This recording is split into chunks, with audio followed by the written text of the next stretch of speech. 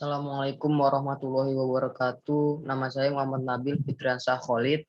Saya ingin mempresentasikan sejarah perkembangan ilmu fikih dan usul fikih. Latar belakang. Pertumbuhan dan perkembangan usul fikih akan selalu sejalan dan tidak dapat dipisahkan dari pertumbuhan dan perkembangan fikih. Gambaran keterkaitan keduanya adalah ketika seorang mujahid melakukan ijtihad, maka pasti menggunakan metode-metode dalam usul fikih. Sedangkan hasil ijtihad tersebut dinamakan fikih. Dengan kata lain, fikih adalah produk yang dihasilkan oleh usul fikih. Penulisan sejarah kedua dibagi dalam beberapa periode atau fase yang tertentu yang memiliki ciri khas atau karakter tersendiri yang berbeda-beda pada setiap fase atau periode, yaitu fase pertumbuhan, fase pengembangan, fase formulasi dan sistemasi, fase kemunduran, dan fase kebangkitan kembali. Sebagai sumber hukum Islam yang utama, turunnya Al-Quran secara berangsur-angsur itu menandakan bahwa pembentukan hukum Islam atau fikih juga dilaksanakan secara bertahap, khususnya hukum-hukum yang terkait dengan penyakit-penyakit terpendam dalam jiwa manusia, misalnya pengharaman khamar, dilakukan secara bertahap. Dengan demikian, tidak ada hukum dalam Al-Quran yang di luar batas-batas kemampuan manusia. Sumber hukum kedua adalah sunnah Nabi. Sunnah adalah wahyu dari Allah yang tidak dibacakan. Tumbuhan hukum semua kembali kepada dua sumber, yaitu wahyu yang dibacakan dalam kurung Al-Quran dan wahyu yang tidak dibacakan, sunnah. Satu, periode pertumbuhan. Periode ini berlangsung selama 20 tahun yang dibagi menjadi dua masa. Pertama, ketika Nabi SAW masih ada di Mekah melakukan dakwah perorangan secara sembunyi-sembunyi dengan memberi penekanan kepada aspek tauhid. Kemudian diikuti dengan dakwah terbuka. Masa tersebut berlangsung kurang lebih 13 tahun.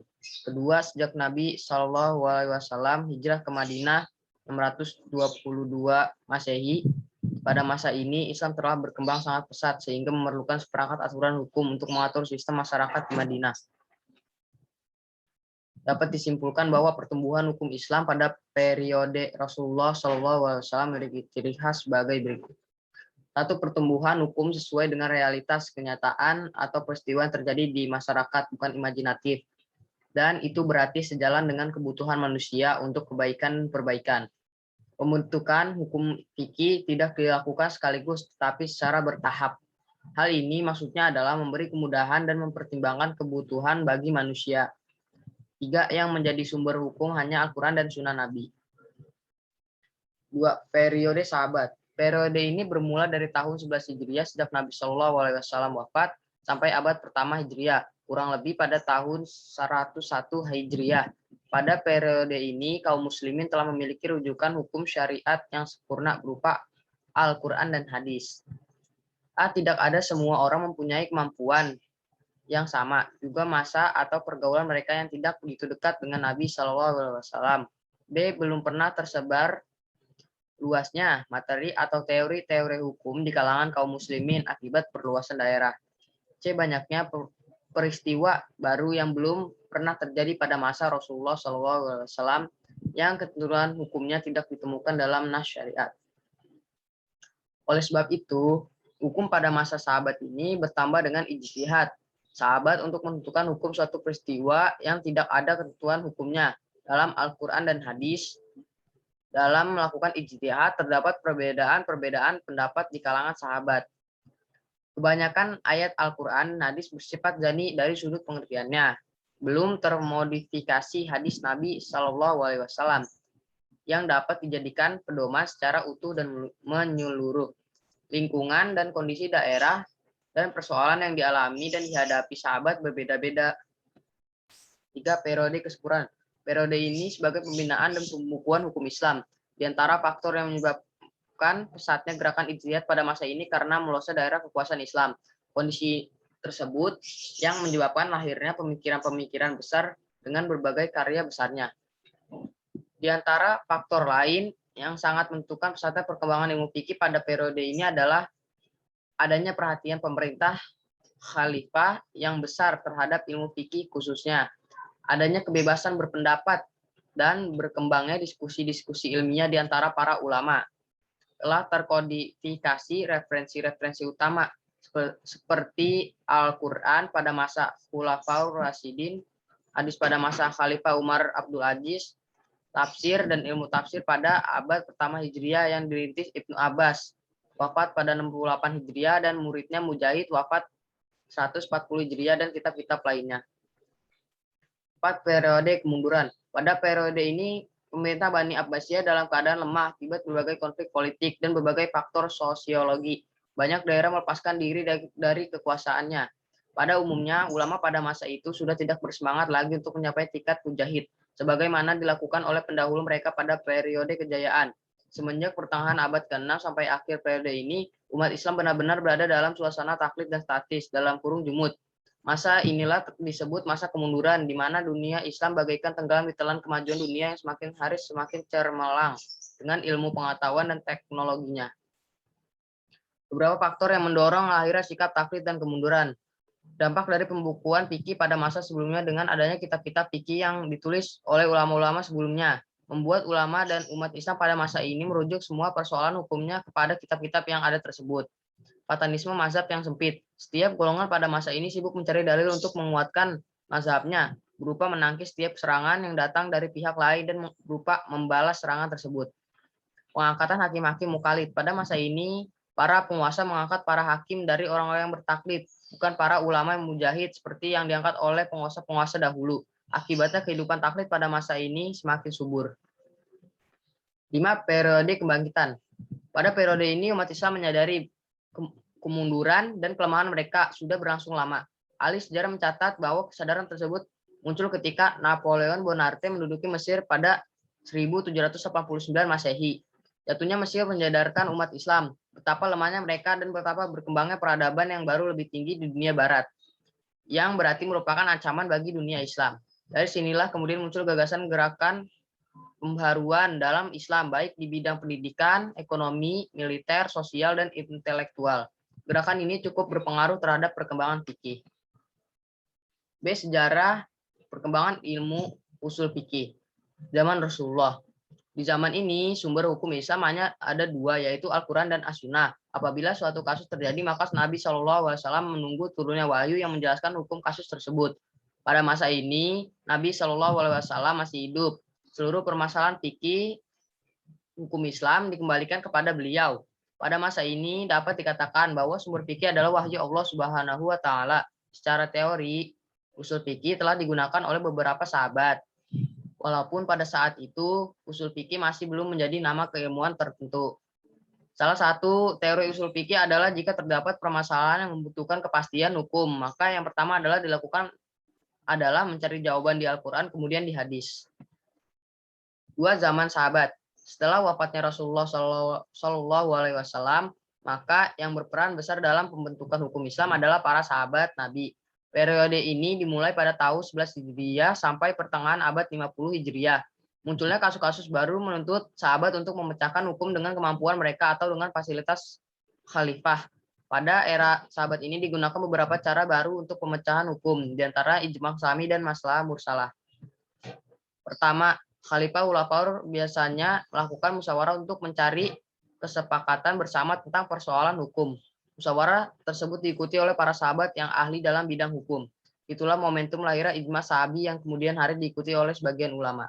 Kedua, sahabat mempergunakan pertimbangan akal, ra'yu, yang berupa kias dan maslahah. Penggunaan ra'yu untuk mencari pemecahan hukum dengan kias dilakukan untuk menjawab kasus-kasus baru yang belum muncul pada masa Rasulullah.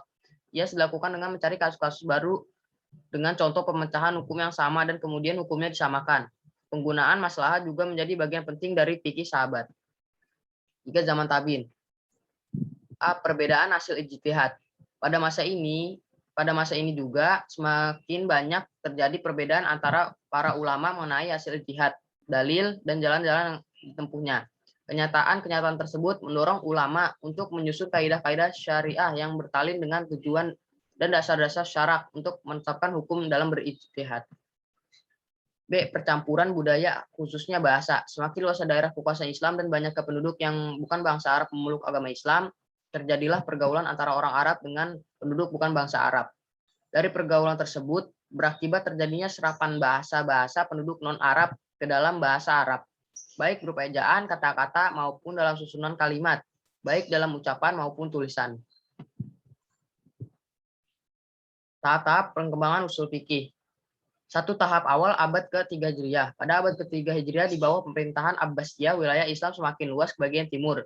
Pada mereka inilah terjadi kebangkitan ilmiah di kalangan umat Islam yang mulai dari kekhalifahan Ar-Rasyid. Seperti telah dikemukakan, kitab usul fikih yang pertama tersusun secara utuh dan terpisah dari kitab-kitab fikih yang pertama ialah Ar-Rasyid, karangan Imam Syafi'i. Namun perlu diketahui pada umumnya kitab usul fikih yang ada pada abad ke-3 Hijriah, dia mencerminkan pemikiran-pemikiran usul fikih yang utuh dan mencakup segala aspeknya kecuali kitab Ar-Risalah. Kitab Ar-Risalah yang mencakup permasalahan-permasalahan usuliyah yang menjadi pusat perhatian para fuqaha pada zaman tersebut. Dua tahap perkembangan abad ke-4 Hijriah. Pada masa abad ke-4 Hijriah merupakan abad permulaan kelemahan dinasti Abbasiyah dalam bidang politik. Dinasti Abbasiyah terpecah menjadi daulah-daulah kecil yang masing-masing dipimpin oleh sultan, khusus dalam bidang pemikiran fikih Islam. Pada masa ini mempunyai karakteristik tersendiri dalam kerangka sejarah tasyri Islam. Pemikiran liberal berdasarkan ijtihad berhenti pada abad ini.